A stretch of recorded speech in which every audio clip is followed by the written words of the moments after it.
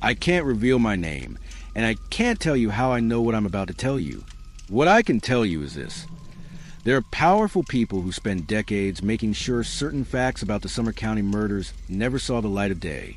People who had everything to lose if the truth came out. But after carrying this burden for 47 years, I'm done staying silent. On August 9th, 1976, 2 young people were executed on a dirt road in rural South Carolina. For 45 years, they were nameless. Jane Doe and John Doe. The Sumter County Does. But their story goes deeper than anyone ever imagined. What I'm about to tell you will challenge everything you think you know about this case. The morning of August 9th, 1976, started like any other summer day in Sumter County, South Carolina. The temperature was climbing toward 92 degrees. But by noon, everything would change. At approximately 6:30 a.m., truck driver Billy Ray Thompson was making his way south on I-95, hauling furniture from Virginia to Georgia. Thompson needed to relieve himself and pulled off at exit 108, taking the exit toward Lynchburg. He drove down a narrow dirt road called Locklear Road, looking for a secluded spot away from the highway traffic. That's when he saw them.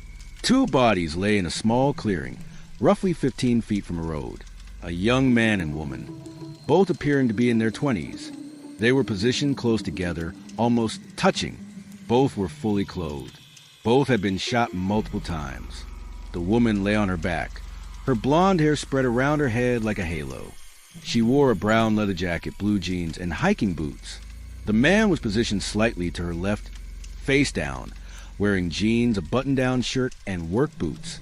But here's what Thompson told police that never made it into the official reports.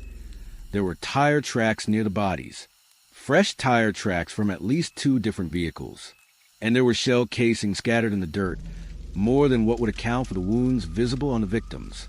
Thompson ran back to his truck and radioed for help. Within minutes, Sumter County Sheriff's deputies were on scene. By 9 a.m., Locklear Road was swarming with law enforcement.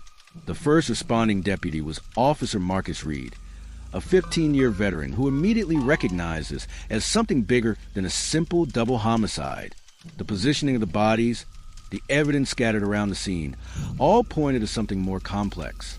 Reed began documenting everything he saw, taking detailed notes. But within an hour, Reed was pulled from the scene by Sheriff Jimmy Mack and told to focus on traffic control. His notes were confiscated, and he was ordered not to discuss what he'd observed with anyone. Why would a sheriff remove his most experienced deputy from a major crime scene? Why confiscate crucial notes? Those questions wouldn't be answered for decades. The victims carried no identification. Their pockets had been turned inside out, suggesting robbery. But they both wore expensive jewelry that hadn't been taken. If this was a robbery, it was the most selective robbery in South Carolina history. The man was approximately 5 feet 10 inches tall, weighing around 160 pounds, with brown hair and eyes. He had a small scar on his left hand, a birthmark on his shoulder, and a professionally done tattoo of an eagle with spread wings. The woman was about 5 feet 4 inches, with shoulder-length blonde hair and blue eyes. She was slender, around 120 pounds. She had pierced ears with small gold studs, a distinctive ring, and recent dental work.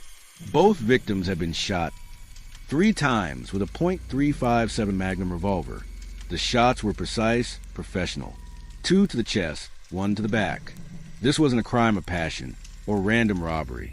This was an execution. But here's what the public was never told. The victims had been bound before they were shot. Rope fibers were found on their wrists and ankles, indicating they'd been restrained for hours. The bindings had been removed post-mortem, suggesting the killer wanted to obscure the true nature of the crime. Within 24 hours, the FBI had joined the investigation. Agent Sarah Walsh and her team from Columbia were on scene by August 10th. Walsh had strong suspicions from the beginning. The victims appeared to be travelers, possibly hitchhikers, who'd encountered someone with deadly intentions.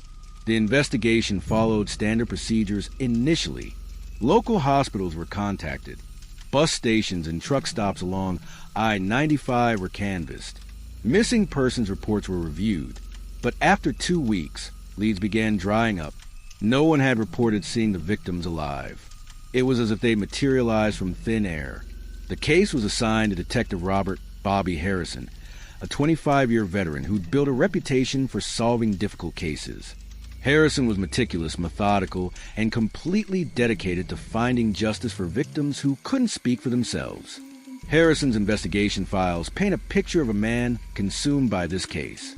He interviewed hundreds of people, followed dozens of leads, spent countless hours trying to piece together the victims' final days. But Harrison faced obstacles that went beyond typical investigative challenges. Evidence disappeared from the property room. Witnesses changed their stories or became unavailable. Phone records were mysteriously damaged or lost. It was as if someone with significant influence was working to derail the investigation. One promising lead came from trucker Dale Morrison, who'd been traveling I-95 the night of August 8th. Morrison told Harrison he'd seen a sedan pulled over near exit 108 around 11 p.m. with hazard lights flashing. He could see at least two people standing beside the vehicle and noticed what appeared to be a second vehicle parked ahead.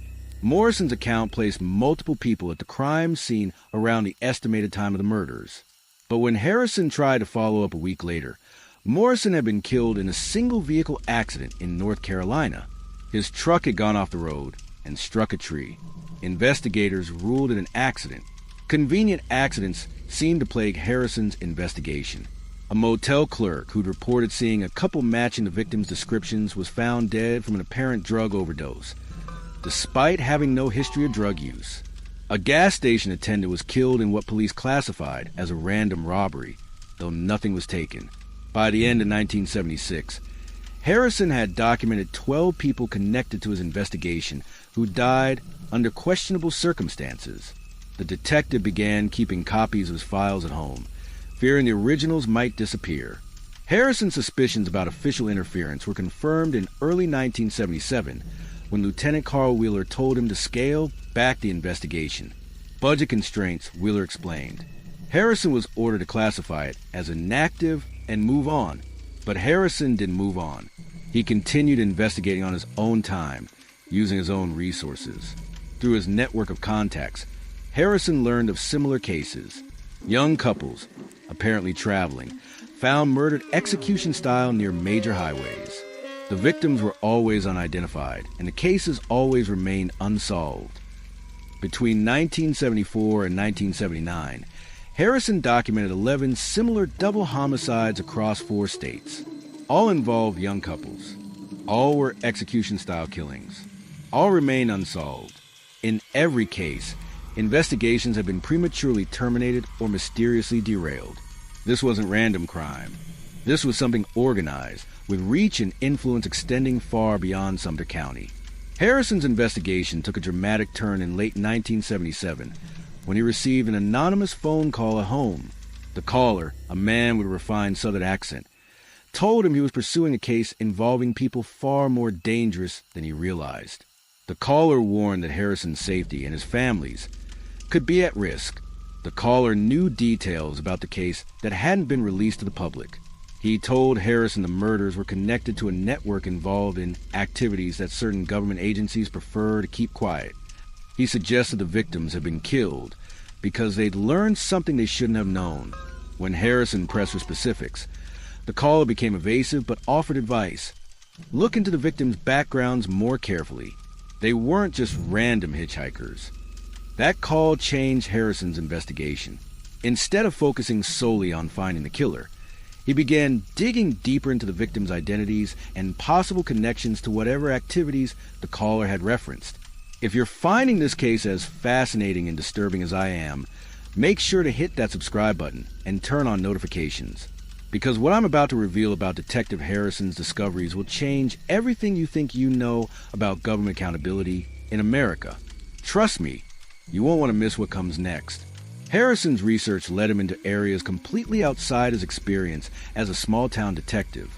He began investigating federal programs, government contractors, and military operations that might have brought young people through South Carolina in summer 1976.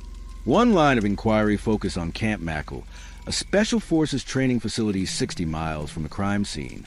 Harrison wondered if the victims might have been connected to military operations, either as participants or witnesses.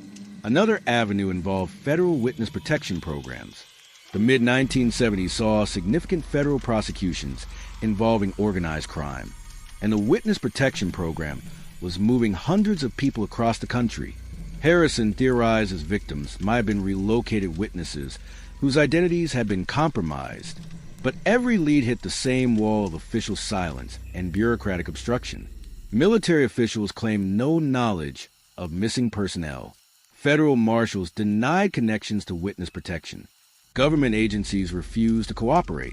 By 1978, Harrison was fighting battles on multiple fronts. His department pressured him to abandon the case. Federal agencies stonewalled his requests, and the anonymous caller's warnings about danger were beginning to feel more real as Harrison noticed signs he was being watched and followed. The turning point came in March 1978 when Harrison's house was burglarized while his family attended church. The burglars were professionals. They disabled the alarm, picked locks without leaving marks, and conducted a methodical search.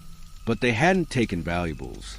What was missing were all of Harrison's files related to the Sumter County case. Every photograph, every interview transcript, every piece of evidence from 18 months of investigation. Gone. The message was clear. Stop investigating or face consequences. Harrison reported the burglary, but the investigation was perfunctory. No fingerprints, no leads, no suspects. The case was classified as routine breaking and entering and forgotten. But Harrison had been careful to keep copies of important files in a safety deposit box in Columbia. The burglars had gotten his working files, but not everything. In late 1978, Harrison made a breakthrough that convinced him he was on the right track. Through an FBI contact, he learned the agency had been investigating similar murders across the Southeast. But the FBI's investigation had been classified above top secret and removed from normal channels. Harrison's contact told him the murders were believed to be the work of a cleanup crew eliminating witnesses to sensitive government operations. The victims weren't random hitchhikers. They were people involved in or with knowledge of classified programs who become security risks. According to the source, the Sumter County victims had been participants in a psychological research program conducted by a defense contractor in the early 1970s.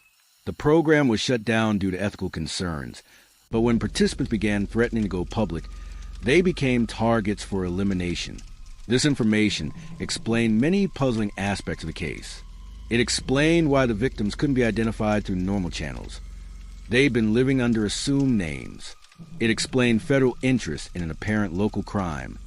They were containing damage to classified operations. And it explained why the investigation had been obstructed. People in authority had everything to lose if the truth came out. Armed with this information, Harrison began researching psychological research programs from the early 1970s. He discovered at least 3 defense contractors had conducted such research within 100 miles of Sumter County between 1970 and 1975. One contractor caught his attention. Meridian Research Associates, based in Charleston, had conducted behavioral modification studies under Army contract from 1972 to 1975. Their research involved intensive psychological interventions with volunteer subjects housed at company facilities for weeks or months. Harrison tracked down Dr. Elizabeth Morgan, a psychologist who'd worked for Meridian from 1973 to 1975. Initially reluctant to discuss her former employer, Dr. Morgan agreed to meet when Harrison explained he was investigating murders possibly connected to Meridian's research. Dr. Morgan's account was disturbing. Meridian's research went far beyond conventional psychological studies. Subjects were recruited from homeless shelters and drug treatment programs, young people with limited family connections. They were offered housing, food, and modest payments for participating in vaguely described research. Once at Meridian's facility, subjects were subjected to intensive psychological manipulation designed to alter their behavior, memories, and sense of identity. Dr. Morgan described techniques including sensory deprivation, drug administration, hypnosis, and psychological torture. Many subjects suffered severe psychological damage. Some experienced complete breakdowns. Others developed what would now be recognized as PTSD. A few had threatened to expose what had been done to them. Dr. Morgan left Meridian in 1975 after raising ethics concerns that were ignored when the company dissolved later that year. She assumed it was due to contract termination, but she'd always wondered what became of research subjects, particularly those who threatened to go public. Harrison showed Dr. Morgan photographs of the victims. She couldn't positively identify them, but both resembled people she remembered from Meridian. The woman particularly reminded her of a subject who participated in an intensive 6-month program in 1974. Dr. Morgan's account provided Harrison with the most plausible explanation for the murders. If the victims had been Meridian subjects who threatened exposure, they would have become targets for elimination by people with significant resources and government connections. But proving this theory required access to Meridian's records, which had disappeared when the company dissolved. Harrison spent months trying to track down former employees and company documents. His investigation was making progress when disaster struck. In April 1979, Detective Robert Harrison was killed in what the Highway Patrol classified as a single-vehicle accident. Harrison's car had apparently gone off I-95 at high speed, struck a tree, and burst into flames. The accident occurred on a straight stretch in good weather. Harrison was known as a careful driver with no violations in over 20 years. The investigation was brief and found no evidence of mechanical failure or external factors. People who knew Harrison were skeptical. He'd been in good health, didn't drink, and had no personal problems that might lead to suicide. His death, when his investigation was making progress, seemed too convenient to be accidental. Harrison's wife told me years later that her husband had been increasingly concerned about his safety in the weeks before his death. He'd told her he was close to solving the case, but worried about the reaction of people who didn't want the truth out. After Harrison's death, the case was officially classified as inactive. No other detective was assigned. His remaining files were stored in boxes in the basement and forgotten. But the case didn't die with Bobby Harrison. Over the years, other investigators became interested. Each time someone made progress, they encountered the same obstacles: missing evidence, uncooperative officials, warnings to abandon their investigations. In 1985, Charleston Post and Courier reporter David Chun began investigating as part of a series on unsolved murders. Chun was experienced in covering organized crime and government corruption. His investigation confirmed many of Harrison's findings and uncovered additional evidence of coordinated suppression. Chun documented meetings between federal agents and local officials following the murders. He found records of unusual Sheriff's Department expenditures coinciding with the investigation. He discovered key evidence had been destroyed under questionable circumstances. But Chen's investigation was cut short when the publisher, citing budgetary constraints, ordered him to abandon the story. Chun was reassigned to local politics, and his files were confiscated. Chun told colleagues he'd been pressured by the newspaper's board, who'd received calls from people with government connections expressing concern about negative publicity's impact on South Carolina's image and tourism. Similar patterns repeated throughout the 1980s and 1990s. Each time someone with resources began investigating, they encountered obstacles that ended their efforts. Evidence disappeared. Sources became unavailable. Investigations were terminated by supervisors. The pattern was so consistent, it couldn't be coincidental. Someone with significant influence was working systematically to prevent the truth from being revealed.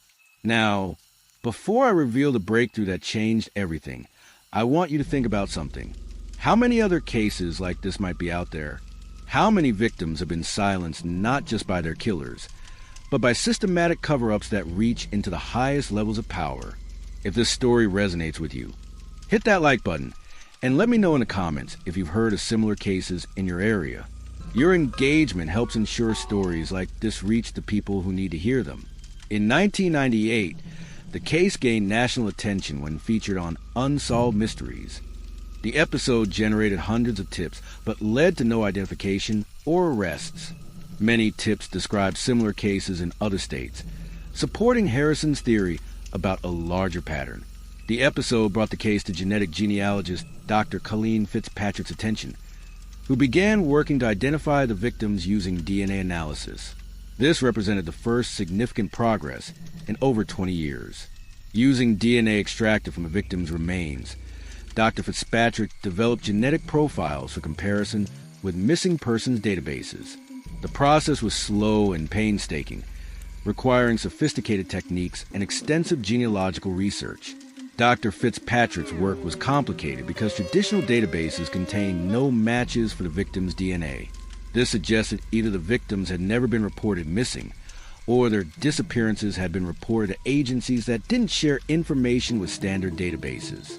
After years of work, Dr. Fitzpatrick identified distant relatives of both victims. Through these relatives, she traced family trees and eventually determined their identities. In January 2021, 45 years after their deaths, the victims were finally identified. The woman was Pamela Buckley, 25, originally from Minnesota, but last seen in Colorado Springs in December 1975. The man was James Paul Freund, 30, from Lancaster, Pennsylvania, last seen Christmas Day 1975. The identification should have been the breakthrough that solved the case.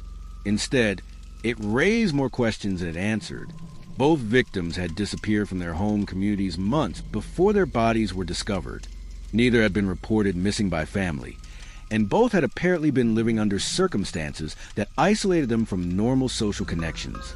Pamela Buckley had been working as a cocktail waitress in Colorado Springs, living alone in a small apartment.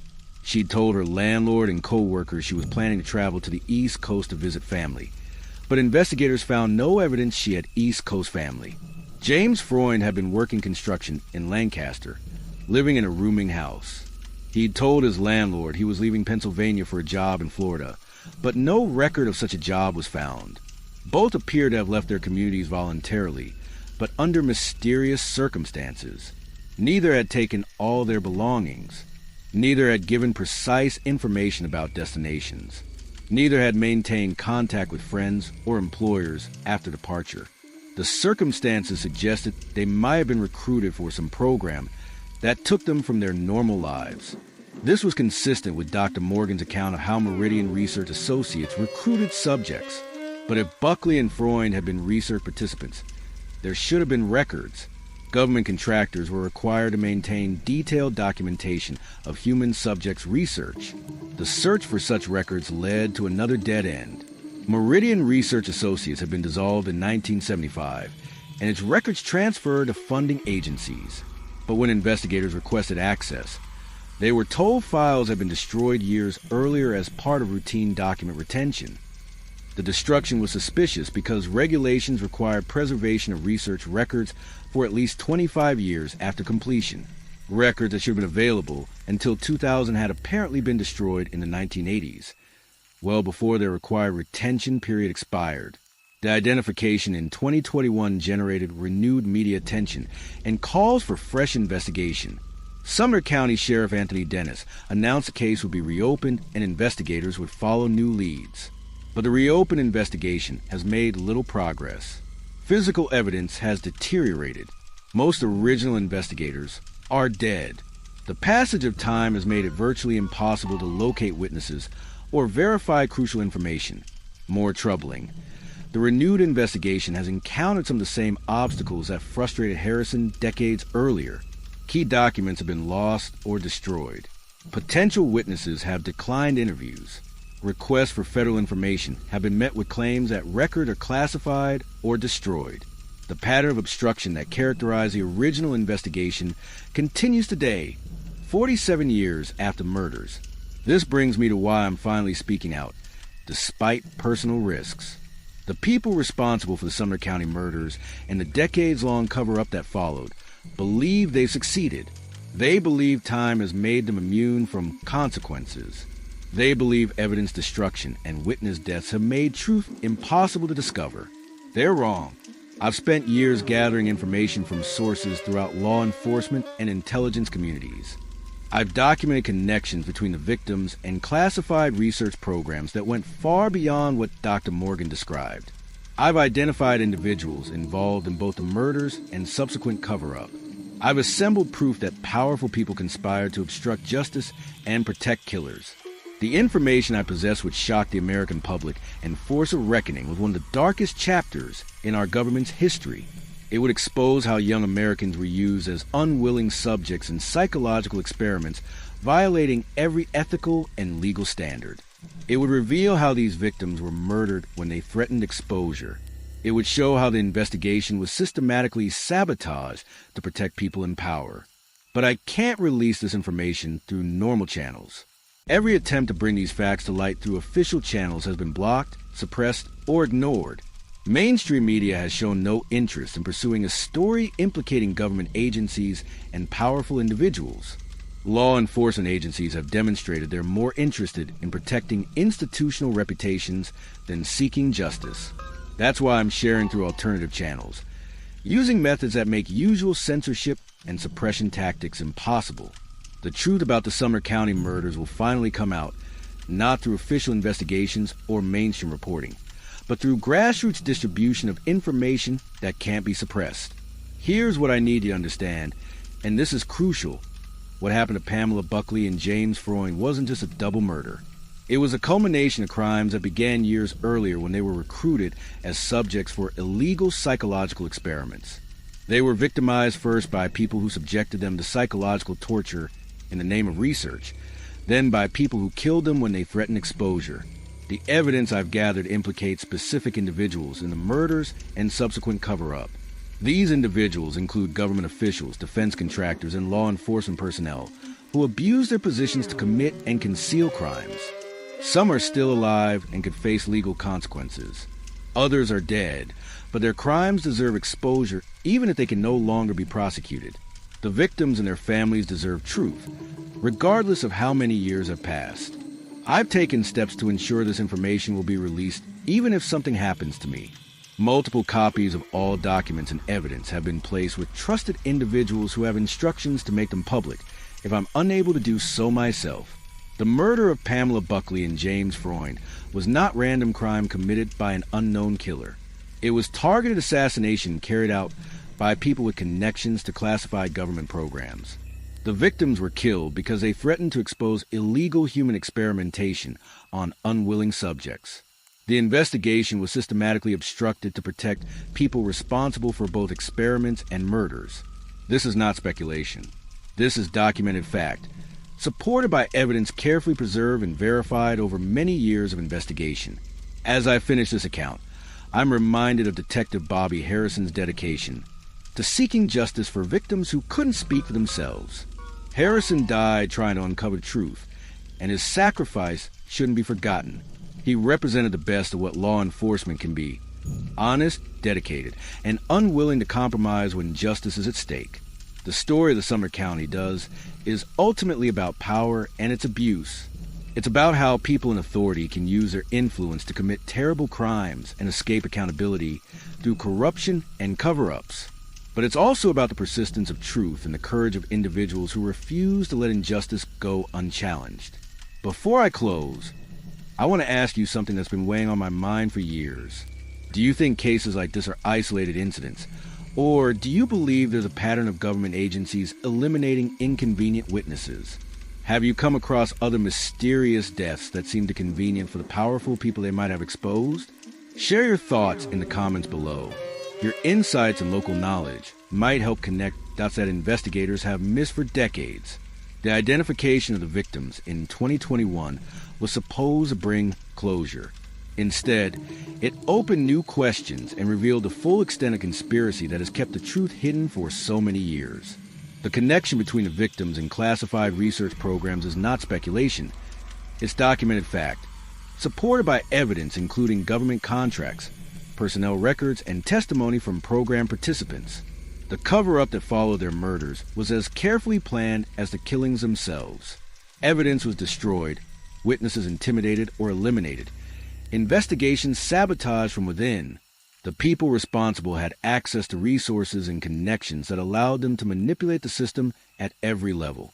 But Harrison's work was not in vain.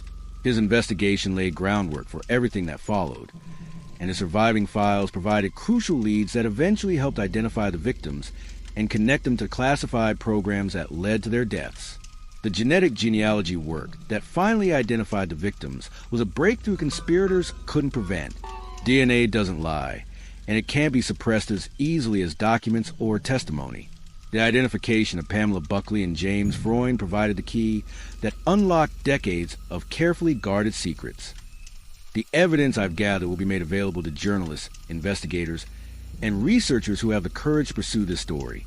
The documents, witness statements, and materials that prove government involvement in illegal human experimentation and murder will be released through channels that make suppression impossible.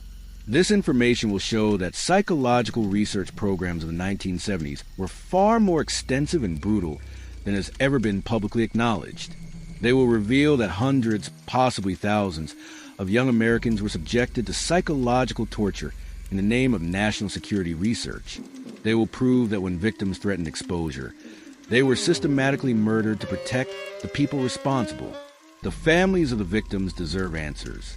For over 40 years, they've lived with questions about what happened to their loved ones. They've endured the pain of not knowing whether Pamela and James were alive or dead, whether they'd run away or been victims of crime.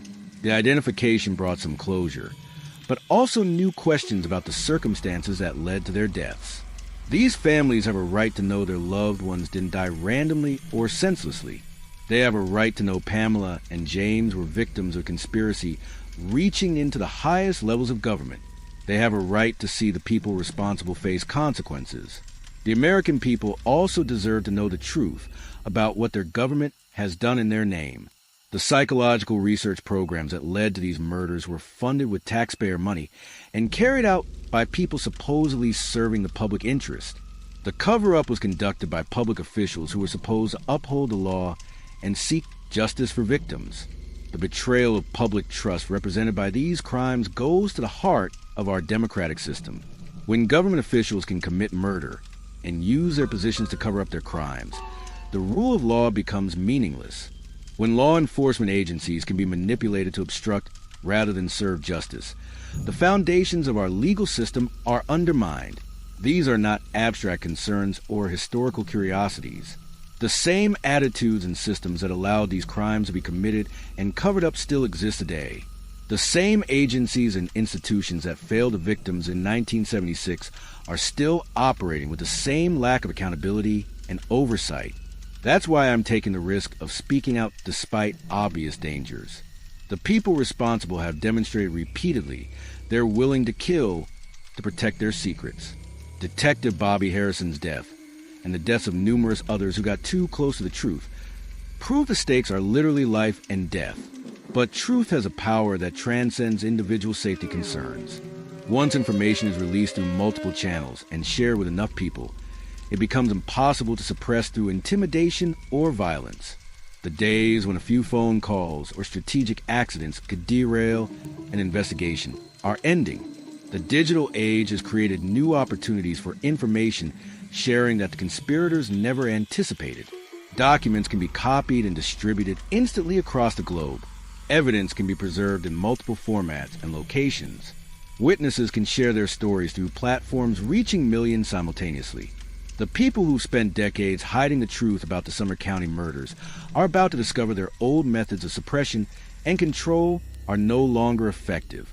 The truth will come out, not because they decided to allow it, but because the technology and social structures that enable their cover-up are being replaced by systems that make transparency inevitable. This transformation won't happen overnight, and it won't happen without resistance. The people who've benefited from decades of secrecy will fight to maintain their positions and protect their reputations. They'll use every resource to discredit evidence, silence witnesses, and muddy the waters. But their efforts will ultimately fail because truth is stronger than any conspiracy to suppress it. The evidence is too extensive, the witnesses too numerous, the supporting documentation too detailed to be dismissed. The connections between the victims, research programs, and cover-up are too well established to be denied. The story of the Sumter County Does is about to enter its final chapter. After more than 4 decades of secrecy and suppression, the truth is finally going to be told. The victims will finally receive the justice they've been denied. The people responsible will finally face consequences. This is not just about solving a cold case or satisfying historical curiosity.